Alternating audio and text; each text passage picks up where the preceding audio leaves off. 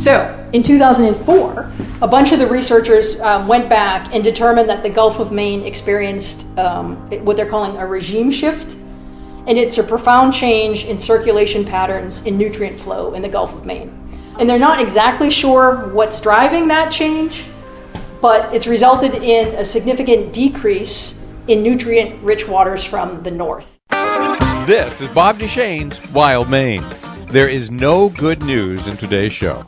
No good news at all. The Gulf of Maine is warming faster than any other body of water on Earth. Everything we know about fishing, lobsters, whales, great white sharks, everything we know about our little piece of the ocean may soon be wrong. Linda Welch is a U.S. Fish and Wildlife biologist at the Maine Coastal Islands National Wildlife Refuge. The refuge is made up of many islands along the coast where birds and seals breed. Linda has been researching what's happening on those islands for decades, and it's not looking pretty. You can't easily study what's going on with fish beneath the surface of the ocean as the climate warms, but you can watch what birds are bringing to the surface to feed their young. You can watch how successful they are at raising their young. It's mostly bad news. Today's show is brought to you by Hammond Lumber, Napa Auto Parts, and EBS, and it was recorded at a talk in Stonington last month where I grabbed a front row seat. And now Linda Welch. I'm a wildlife biologist for the Fish and Wildlife Service, and I work at Maine Coastal Islands National Wildlife Refuge. So Maine Coastal Islands, we now own an island up in Cobscook Bay, and we span all the way down to the Maine-New Hampshire border. We have 61 islands. Some of the islands are very small, kind of grassy ledges, about a half acre, and then Cross Island down off the Cutler Coast is about 1,800 acres. And the majority of our work is on colonial nesting seabirds. And we do have a number of mainland properties with trails as well, kind of in Gouldsboro, Steuben, and Millbridge. So just to give you a little bit of history about seabirds, in the late 1800s and early 1900s, many of the seabirds nesting along the coast of Maine experienced dramatic declines in populations. After decades of shooting and egging, people were using them for food and bait. And then also the feather collection for the millinery trade. It was really popular for people to decorate their hats.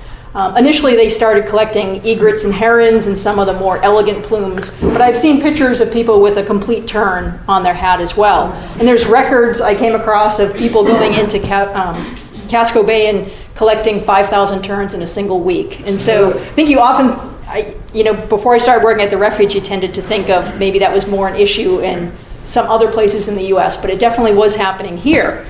And one of the challenges for us is that there weren't great population estimates or surveys in the late 1800s. There are a few records from the early 1900s, but it would make an estimate of total terns. So we don't know if they were Arctic or common or roseate. So we don't have a good target to try to restore the population back to. But it is important to note that in the early 1900s, terns were nesting on 80 to 90 islands, and that is no longer the case. So just to give you a little bit of perspective, blackback and herring gulls also suffered from some of the same harvest as the other seabirds. And one of the thoughts is that the fishermen would go out and live on the offshore islands with their nets. They'd set the nets right on the islands, collect the seabirds, collect their eggs, use them as bait or to feed their families. But with passage of the Migratory Bird Treaty Act in the early 1900s, those activities were halted and we started to see populations recover. So in this case, the gulls started to increase rapidly because there were open landfills, fish processing facilities, fisheries discards. So they basically had year-round access to food. They produced more chicks, and more of those chicks survived to enter the breeding population. The problem for terns is that gulls are really effective predators. They'll eat tern chicks, eggs, and adults. We've seen blackback gulls swallowing adult puffins whole, which doesn't seem possible, but they can do it. And because the gulls are here year-round, they basically claim the best nesting sites. And in some cases, when the terns come back from their wintering grounds, they find the islands overrun by gulls, or all the best habitat is taken by the gulls. And in many cases, the terns either abandon that island, or if they did try to nest, their eggs and chicks got eaten. So what looked like a good situation after the passage of the Migratory Bird Treaty Act, we saw a rapid increase in terns up until kind of the 30s and 40s. And then we saw basically a 30-year decline into the late 1970s. And at that time, a group was formed called the Gulf of Maine Seabird Working Group. And it was a collaborative effort between the U.S. Fish and Wildlife Service, Maine Inland Fisheries and Wildlife, National Audubon, Canadian Wildlife Service, and several universities that got together and said if we don't do something to actively manage terns, we're likely going to lose them from the coast of Maine. And so what we've seen is an increase in the populations due to direct management, and that's what I'm going to talk to you about today. So what I talked about with that 30-year increase in terns recently is because of seabird restoration. And so there's a couple of different steps in that. And the first is predator control, making the islands safe for the birds. Then we have to do habitat management. Terns like low, sparse vegetation. And if you think about thousands of seabirds eating fish and then pooping nitrogen-rich feces in a damp environment, that results in the vegetation growing up very tall and lush, and that can exclude the seabirds. So we've been trying a number of habitat management techniques in recent years. And then we use a process called social attraction, and I'll explain that in a couple of slides. And then most importantly, we put seasonal technicians on the islands for 10 to 12 weeks each summer to keep the predators away, but then they also monitor the seabirds. They do annual counts of what's nesting on the island, how well the birds reproduce, what they're feeding their chicks, how often they feed their chicks, and then we do a lot of banding on the birds so we can look at how many survive and come back to join the breeding population.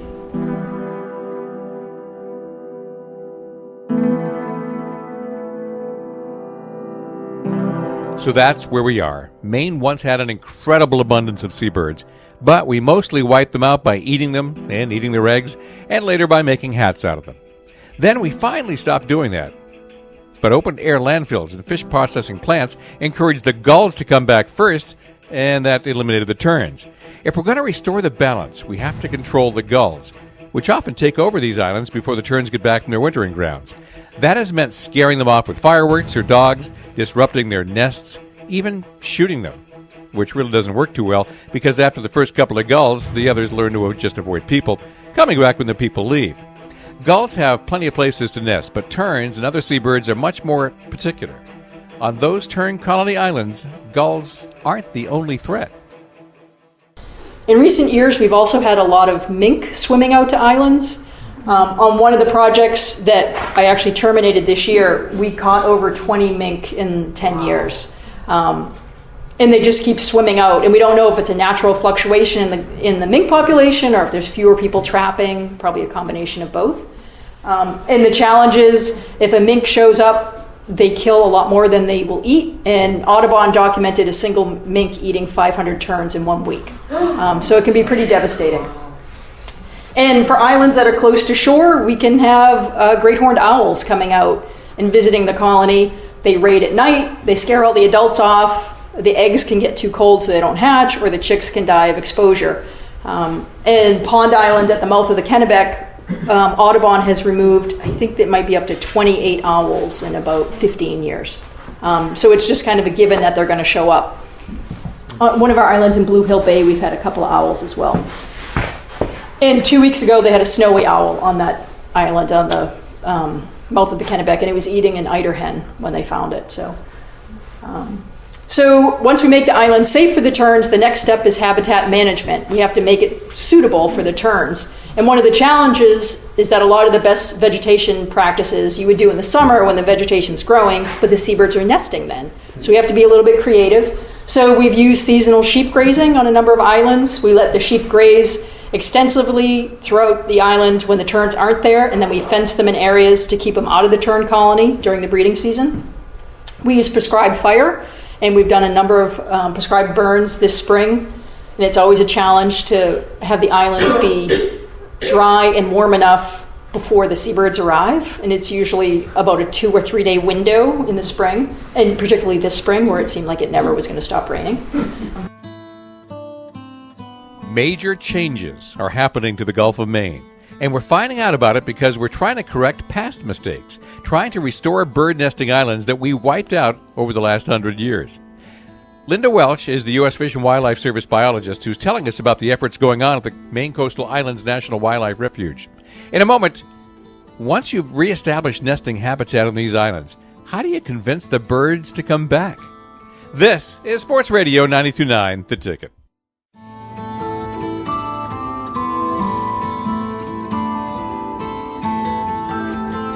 It's Bob Duchesne's Wild Maine on Sports Radio 92.9 The Ticket.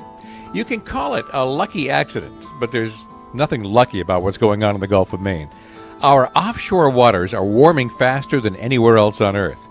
We're finding out about it as we try to restore bird nesting colonies within the Maine Coastal Islands National Wildlife Refuge. Linda Welch is the lead biologist, and at this point of the story, we're trying to get birds to nest where they used to nest. And so now the habitat's okay, the predators are gone. We have to convince the seabirds it's a place they want to nest. These are colonial nesting seabirds. They want to breed in the presence of other seabirds, but a lot of these islands were abandoned in the 30s or 40s. So basically, we have to trick them to think that there are seabirds already nesting. So we use social attraction. Basically, decoys and a sound system. We place decoys on the island to make it look like seabirds are already there. That means it's predator-free. It's a good spot to nest. So the most abundant tern that we are working with is the common tern. And last year we counted about 8,100 pairs breeding on 14 islands. They lay 1 to 3 eggs a year. They can live to their late 20s or early 30s, and we're probably going to see that age bump up. There weren't a lot of people banding terns in the 80s, and so we're starting to recapture birds that are 28, 29 years old. So I think we're going to probably see that longevity record expanded. They winter along the coast of Argentina and Brazil, and across the Gulf of Maine, they're fairly stable. They've experienced about a 4% decline in the last 10 years. Arctic terns are a state-threatened species, and they reach the southern limit of their breeding distribution in the Gulf of Maine. There's about 6 pairs in New Hampshire and 1 Arctic tern that's breeding with a common tern in Massachusetts. So basically, for the lower 48 states, what we have in Maine is it for Arctic terns. Last year, there were a little over 2,300 pairs, and they've been breeding on about 4 to 6 islands in recent years. 97% of the U.S. population in the lower 48 states is breeding on the refuge on Maine coastal islands. And unfortunately, Arctic terns are not doing very well. They've experienced a 44% decline in the last 10 years, and we've lost about 50% of the colonies. And from talking with colleagues around the globe, in Alaska and Iceland and the UK, it seems like they're undergoing a global decline, and we're not really sure what's driving that. They lay up to 2 eggs. The oldest known Arctic tern was a tern banded on Petite Manane and recaptured 34 years later. So we're not sure how many more years it lived beyond that or how old it was. It was banded as a chick, so we knew it was 34. And these birds have the longest known migration of any species, and they winter on the Antarctic coastline.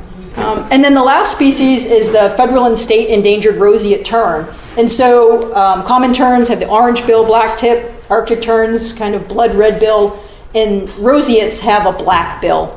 As the summer progresses, they might get more red on it and might even be half red and half black, but during the breeding season, it's usually predominantly black. Again, roseates have not been doing very well. Despite constant management at a lot of the colonies, they've declined about 27% in the last 10 years. And again, we've lost a number of the breeding colonies. They seem to be condensing on a small number of islands. In Maine, 94% are breeding on 2 islands, Eastern Egg Rock and Stratton. And last year, we only had 82 pairs in the state.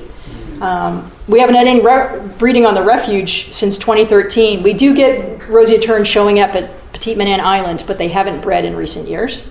Again, they can lay up to 2 eggs. They live into their early 30s, and similar to the common terns, they winter along the coast of Argentina and Brazil. So that's the story on terns, a bunch of dainty, streamlined, gull-like birds that dive for fish near the surface. By watching what these guys are feeding their chicks, we can get an idea of what's happening in the upper part of the water column. Then there is the puffin family, called the alcids. Puffins and their relatives, the black guillemots, razorbills, and murres, dive for fish up to 600 feet deep. By watching what they bring back to the surface, we can get an idea of what's going on down there. Moving on to the alcids. So this is another group of seabirds that has basically traded their efficiency in flying to use their wings to propel themselves to forage for fish. Puffins can dive down to over 60 meters to find food. And so they're not as graceful as the terns, but they use their wings to pursue fish underwater. 90% of the U.S. population is breeding on 3 islands owned by the refuge. We estimate there's about 1,050 pairs breeding on 4 to 5 islands. The 5th island is Great Duck Island, and we think there's about 2 to 3 pairs, but the rest are on Petite Manan, Seal, Matinicus Rock, and Eastern Egg Rock. They lay 1 egg in a rock or sod burrow. Sometimes they will, if there's sufficient soil, excavate back into the sod. They don't start breeding till they're 5 or 6. Again, they can live into their mid-30s.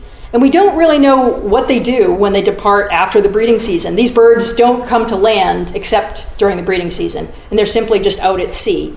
It could be hundreds of miles from shore. The next species of alcid is the razorbill. So they're bigger than the puffins and have this really deep black bill with the white vertical line. Both the puffin and razorbill are a threatened species in Maine. 85% of the population is breeding on islands owned by the refuge.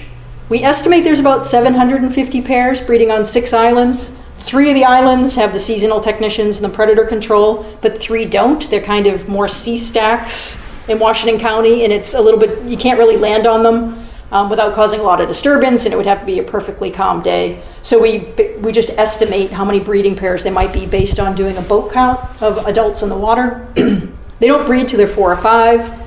Kind of an interesting life history. The puffins, both birds raise the chick till it's about 50 days old. Then the adults just leave it, and the puffin chick gets basically hungry enough, and at night it walks out of the burrow, walks down to the shore, swims out to sea, and teaches itself how to find food, which it seems remarkable that any of them can do that. But with the razorbill, when the chick is about 18 days old, the male razorbill will take that to sea and raise it. And the thought is, from an evolutionary standpoint, that it's better to get away from the seabird colony where there might be higher predation. So sometimes in mid-July or early August, you can see those pairs of male razorbills with chicks. These birds can dive to 120 meters. And again, similar to the puffins, we don't really know where they go to spend the winter. In some cases, they've seen huge concentrations kind of at the mouth of the Bay of Fundy around Grand Manan. But then the next year they'll go out and they're not there, so we're not quite sure. The next 2 species of alcids are the most abundant and the rarest in Maine. So black guillemots are visible year-round in Maine. They're the most common alcid. We estimate the last census was done in the mid-90s, and it was 12,000 adults. So we don't know if that corresponds to 6,000 pairs. We're just not sure if all the birds were on the water or if that represents maybe only 50% of the birds. We don't know. They're breeding on 166 islands, and quite a few of us are now concerned that maybe black guillemots are also declining. And then we lost our breeding population of murres in the early 1900s, but starting in 2015, they returned to Matinicus Rock, and they laid eggs. The eggs got eaten by gulls. Last year we found 2 murre nests, and neither one of those hatched either. So they're trying, but they haven't been successful yet. But they are breeding on Machias Seal Island on the Maine-New Brunswick border. So that's basically the cast of characters. We have gulls that feed off the surface, we have terns that feed just below the surface, and we have the puffin family, which dives deep. The gulls will eat just about anything, so if they are increasing or decreasing the Gulf of Maine, it may be because humans are providing more or less food. And it could also be that predation from eagles or other problems is halting their expansion. It's really the birds that fish that we need to watch, the terns and puffins, and the story is not encouraging. Linda Welch is the U.S. Fish and Wildlife biologist explaining it all. We'll get back to her explanation in a moment. This is Bob Duchesne's Wild Maine on Sports Radio 92.9 The Ticket. This is Bob Duchesne's Wild Maine, Saturday mornings at 9, Sunday mornings at 8 on Sports Radio 92.9 The Ticket. Today's show is all bad news. The Gulf of Maine is changing rapidly, and not in a good way. Linda Welch is a U.S. Fish and Wildlife biologist who conducts research in the Maine Coastal Islands National Wildlife Refuge along our coast.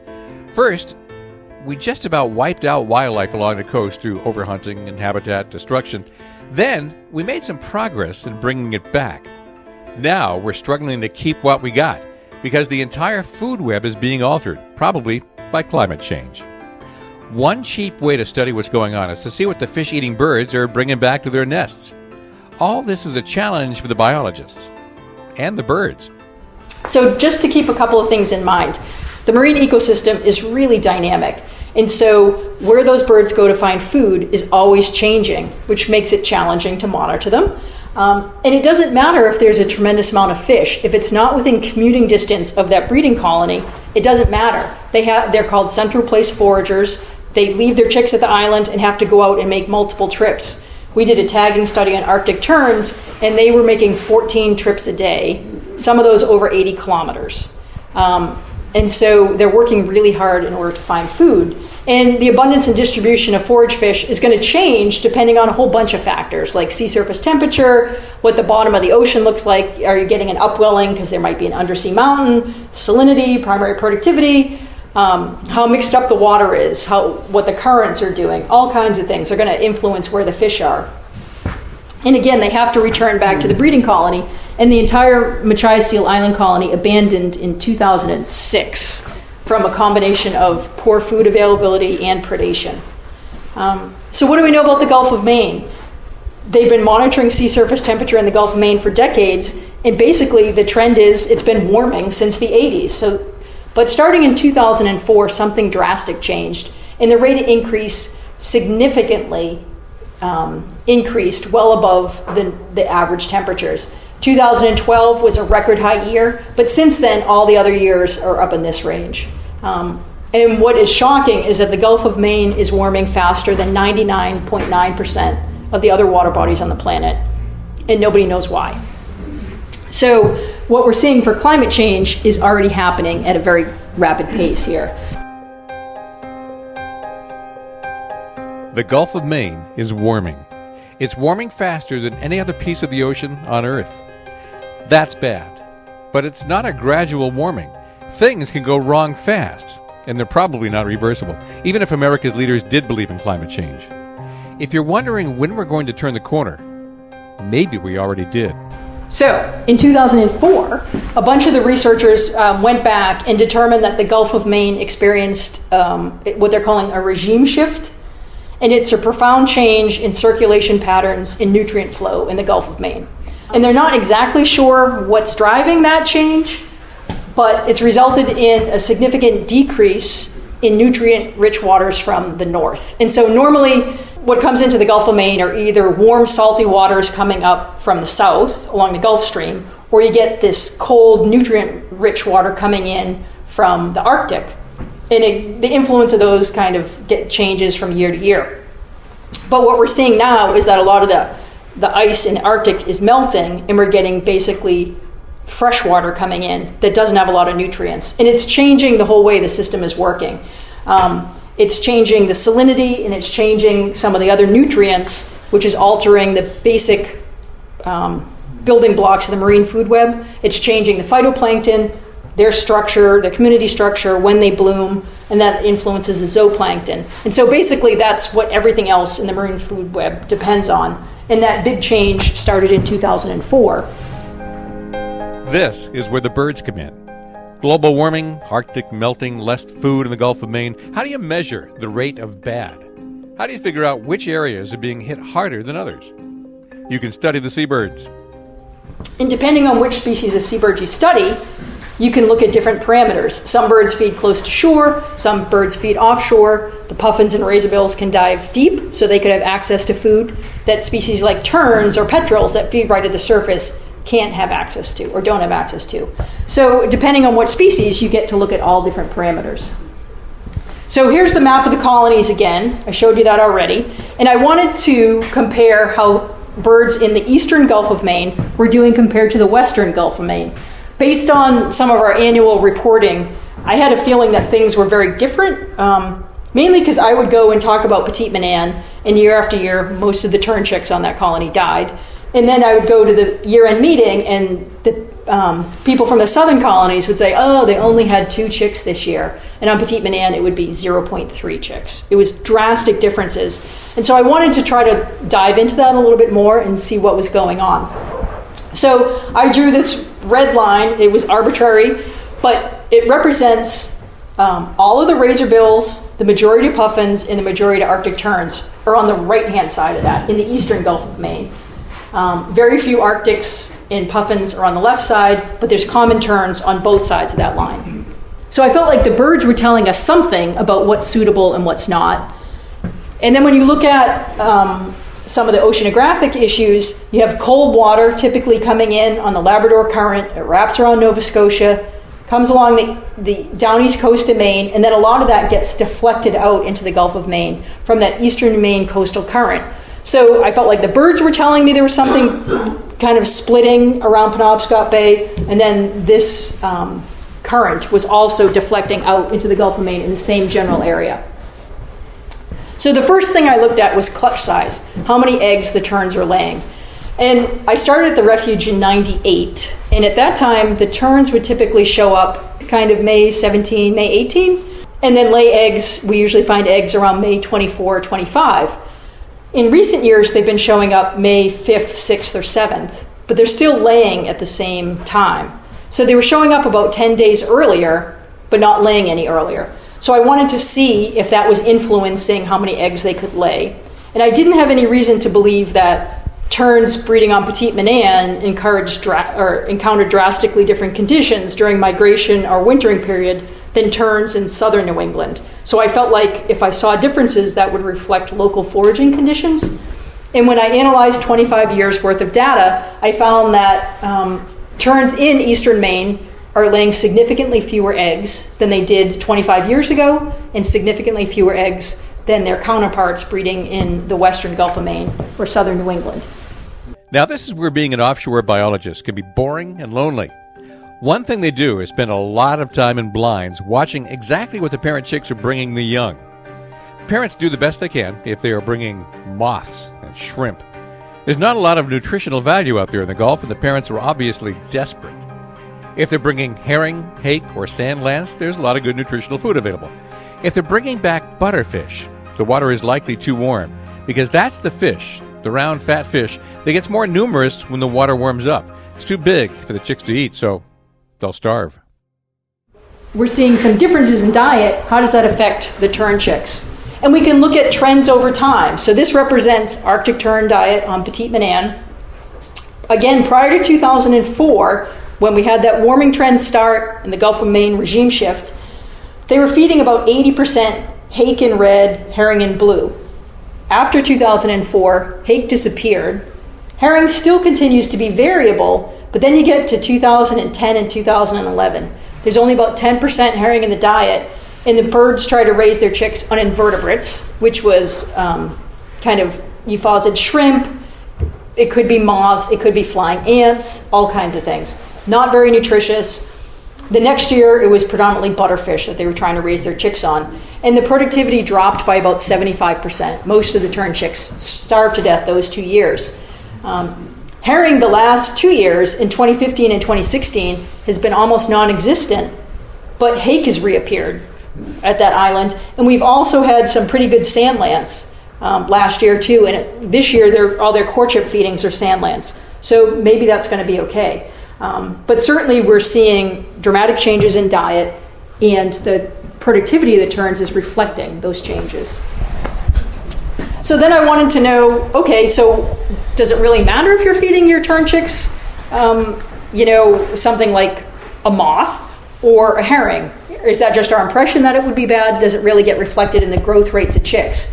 And so we set up these little fence plots on the colonies, and we follow the nests from when the birds lay the eggs, how many eggs hatch, and then how well the chicks grow, and then how many of those chicks survive to leave the island. So we can look at growth rates, and we basically found that chicks in eastern Maine are gaining significantly less weight and could be fledging weighing 20 to 30% less than chicks in the southern Gulf of Maine.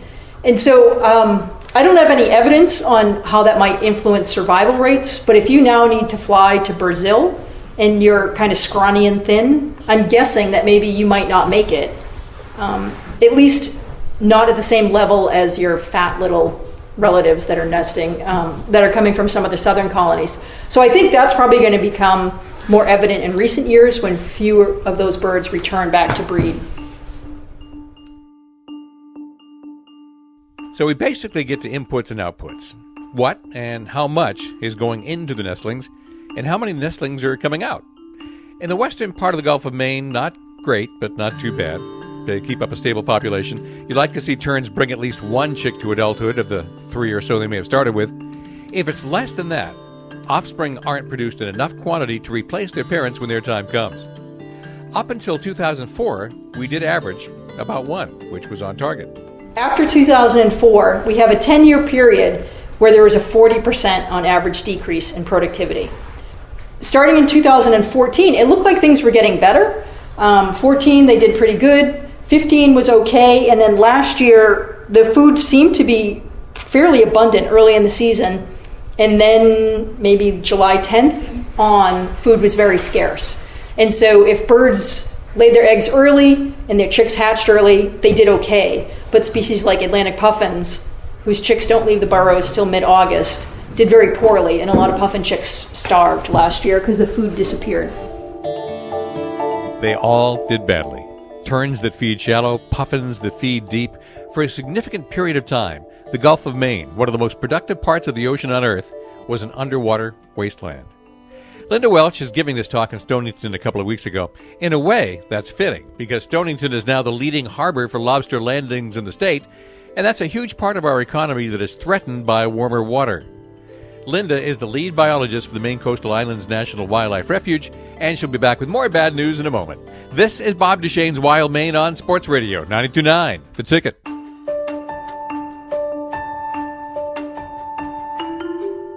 This is Bob Duchesne's Wild Maine on Sports Radio 92.9, The Ticket. We're at a lecture in Stonington. The lead biologist for the Maine Coastal Islands National Wildlife Refuge is Linda Welch.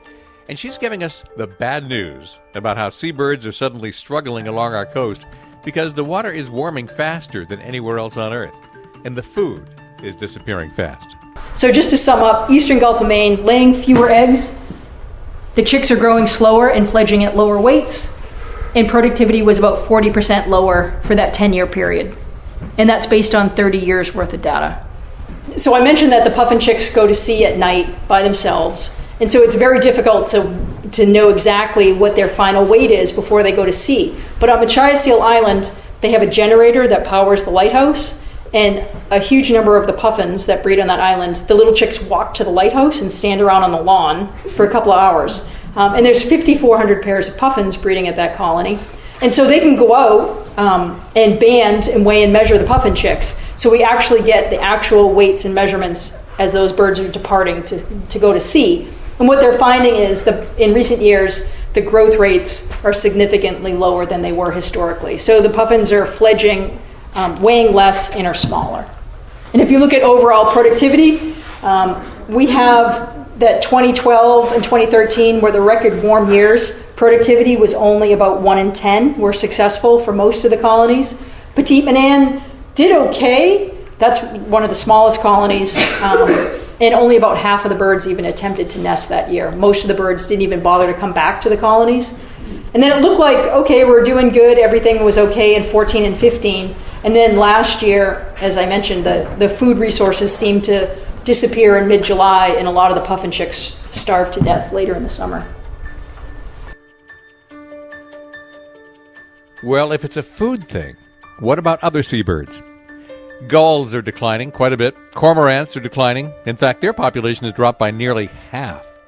Some of that is because the eagle population has increased, and they've been raiding those colonies. But eagles also prefer fish, and the fact that they're raiding bird colonies more often indicates a fish shortage. What about common eiders? Common eiders. We estimate the Maine population of eiders is about 21,000 pairs, breeding on about 230 islands. In recent years, the state biologist is estimating the population's gone down by about a third. And certainly we're seeing much fewer molting birds. We used to get flocks of 5,000 to 7,000 eiders on an annual basis around Petite Manan or the mouth of Frenchman's Bay. And I would say in the last 5 years, I probably haven't seen a flock of more than 50 birds. It's dramatically different. And when you talk to sea duck guides and all kinds of people, we're just not seeing eiders. We know that blackback gulls eat about 95% of the eider ducklings during their first week of life. And so sometimes the only islands in an area that are producing ducklings are the ones that we're managing the tern colonies on. And the eiders will bring their ducklings and kind of raise them in the shadow of those islands because they're protected from predators. And so one of the things that I've been interested in is trying to link what's going on away from the breeding colonies with the populations and how that might be influencing our management efforts. So we've been trying to understand where these birds go when they leave our breeding colonies. And so to do that, we've done a number of studies. The first one was the Arctic Tern Geolocator Project.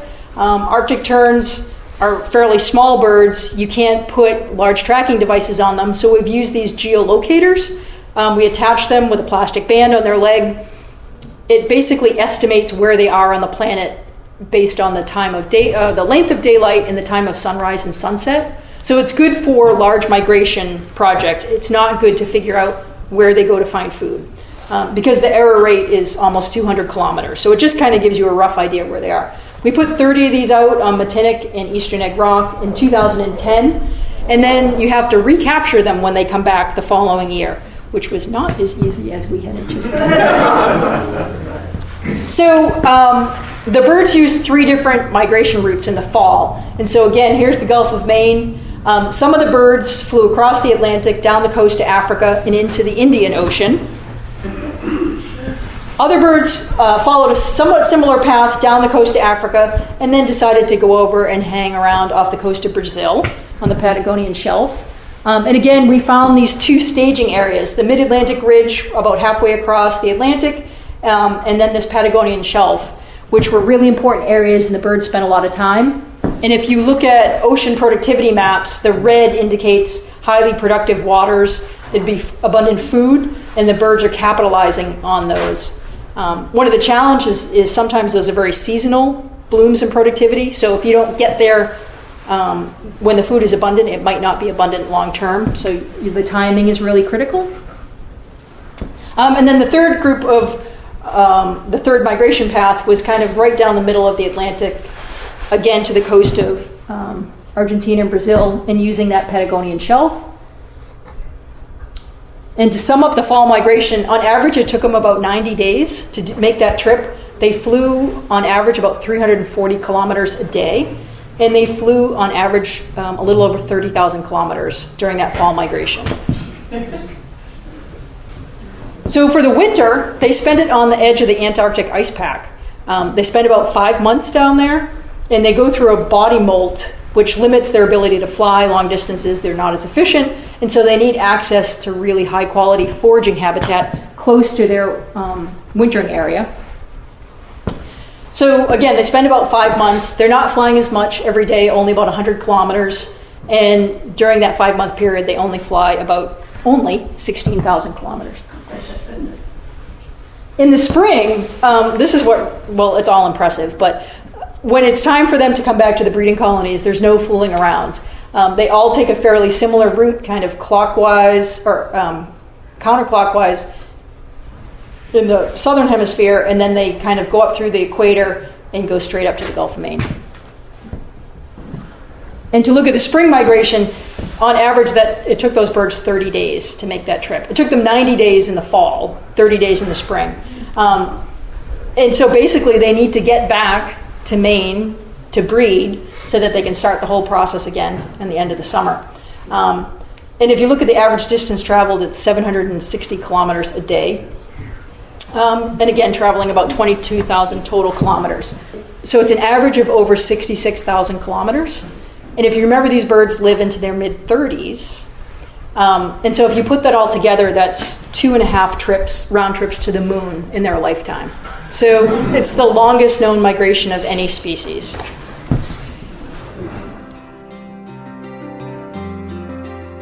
That figures. Like many of us, Arctic terns aren't in any hurry to leave Maine, but they're in a big hurry to get back. Arctic terns have the longest annual migration route of any creature on the planet, and most of the entire U.S. population comes back to the Gulf of Maine every year. That's a lot of eggs in one basket. If the Gulf of Maine goes bad, where do they go? Linda Welch is a biologist for the Maine Coastal Island National Wildlife Refuge. She's got one more trick up her sleeve. So far, we've been talking about Maine birds that nest up here and go south for the winter. But there are birds in the South Atlantic that nest there and come north for their winter. We'll meet a few next. This is Bob Duchesne's Wild Maine on Sports Radio 92.9 The Ticket. Welcome back to Bob Duchesne's Wild Maine on Sports Radio 92.9 The Ticket. Linda Welch is a biologist with the Maine Coastal Islands National Wildlife Refuge. She's been studying seabirds out on those islands for decades, and she's seeing some truly alarming changes. Our local breeding birds are doing badly as the Gulf of Maine warms up. But what about the birds that aren't breeding?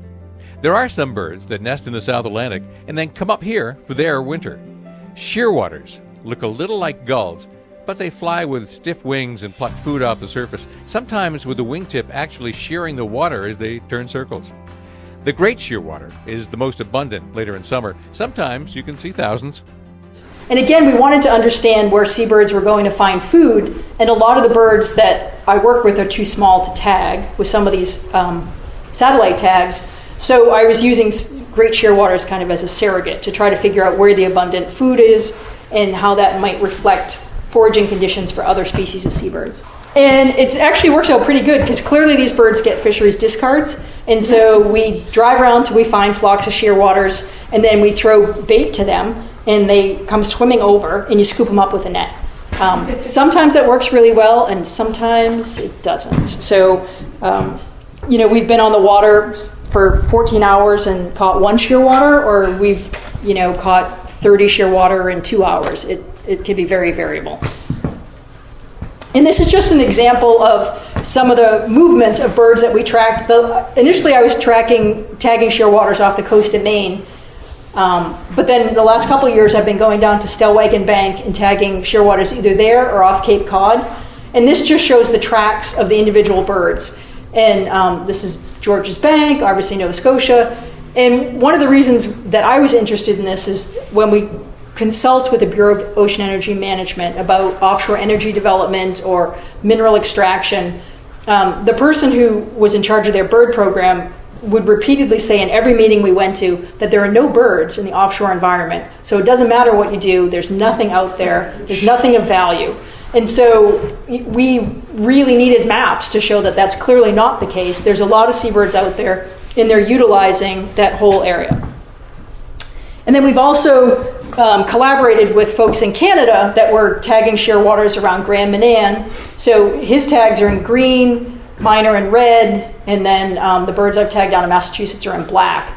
And we just published a paper on this looking at habitat selection, what the birds are using for foraging habitat, and the conditions that they're foraging in vary across the Gulf of Maine. It basically depends on what aspects concentrate food. So around Cape Cod, it's the big sand flats where the sand lance are. That's where you find the shearwaters. Up here by the by the Bay of Fundy, it's where the upwellings are around Grand Manan. That concentrates the shearwaters. Again, along the coast of Maine, it's some of those upwelling areas where you get consistent aggregations of food. The birds kind of move from areas of low density, move through those quickly, and then will spend time in areas that have higher abundance of fish. And then if you look at their annual migration, all of the world's great shearwaters breed on 4 islands in an island group called Tristan da Cunha. It's supposed to be the most remote chain of islands on the planet. And it's similar to the Arctic terns. They leave the Gulf of Maine, spend time on the mid-Atlantic ridge, fly down the middle of the Atlantic, over by the Patagonian shelf. And I had birds that would go back and forth during the breeding season between the tip of Africa and South America. And just to sum up, a lot of times when people talk about climate change in birds, you'll hear things about, well, we might lose our conifer forest. Those trees are going to go further north as the temperature becomes warmer. And I feel like at least those birds have the next 70 to 100 years to kind of acclimate and move slowly forward. But for seabirds, the climate change is already happening. Again, the Gulf of Maine's warming faster than the other water bodies on the planet. The circulation patterns are changing, and the productivity rates are changing. And that's all influencing where the forage fish are. Unfortunately, almost every single species that we're monitoring is declining. And it gets worse if you look at harlequins and purple sandpipers. They've been declining. The great cormorants are declining. We don't know really anything about Leach's storm petrels in Maine. We're going to try to do a census, but in Canada, there's massive declines. They've lost millions of pairs of Leach's storm petrels. And for me, you have these birds that are feeding on very different aspects of the marine environment, and they're all declining, which indicates that there's some wide-scale change going on in productivity. It's not limited to one little aspect of the marine food web. And those changes for the terns are happening despite constant management on those islands for the past 30 years. It's tough. Even when we're working to help Mother Nature, major declines are happening, and major changes. There's another shearwater that never used to be in Maine, but Cory shearwater has now spread into the Gulf of Maine. It prefers warmer water. In fact, it nests in the Mediterranean. Warm water birds and cold water lobsters cannot both exist in the same place for long.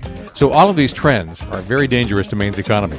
The Gulf of Maine is the fastest warming body of water on the planet, and the clock is ticking. This may be a show you want to share with friends. This show and all previous shows are archived online at 929theticket.com. Bob Duchesne's Wild Maine returns next Saturday morning at 9, Sunday morning at 8. Brought to you by Hammond Lumber, Napa Auto Parts, and EBS. On Sports Radio 92.9 The Ticket.